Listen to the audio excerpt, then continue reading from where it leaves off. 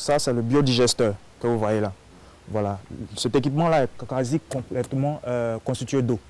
Et c'est par cet entonnoir-là qu'on introduit tout ce qui est déchets. Quand je parle de déchets, j'insiste là-dessus, tout ce qui est organique, c'est-à-dire tout ce qui est périssable.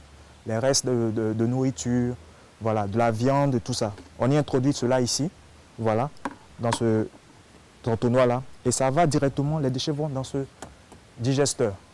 Voilà. Une fois que dans le digesteur, les bactéries qui y sont aident à la décomposition de ces déchets-là.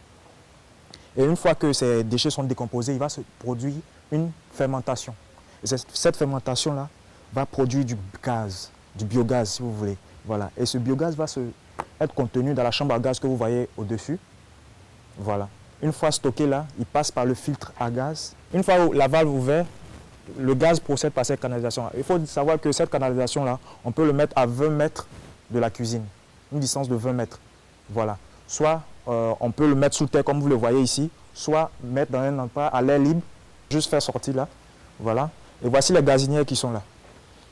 En plus de cela, il en résulte de cela aussi un effluent à chaque fois qu'on y introduit des déchets qui va nous permettre d'être de l'engrais, des fertilisants. Voilà. Vous voyez un peu déjà, on a essayé de mettre un petit potager en place ici pour vous démontrer un peu comment ça se passe. La durée de vie du système, c'est de 10 ans. 10 ans, une fois que vous avez le système, vous l'exploitez jusqu'à 10 ans et à 10 ans, on le renouvelle.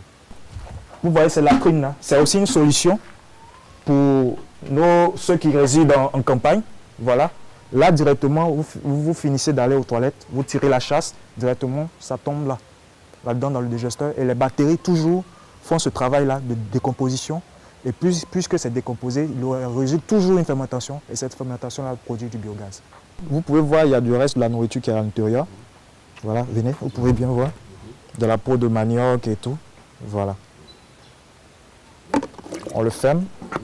Voilà. Une fois que c'est là, vous voyez, voici la chambre à gaz qui est au-dessus, qui a essayé déjà de monter. Voilà.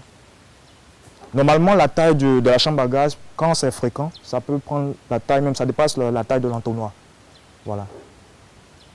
Donc voilà, pour commencer déjà, on ouvre ici la valve. Vous voyez très bien, j'espère. Voilà. Une fois que c'est ouvert, on va passer directement à la cuisine.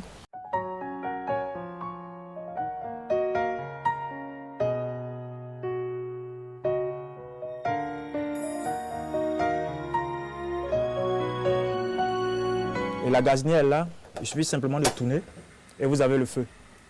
2 kg de déchets produisent 2 heures de gaz.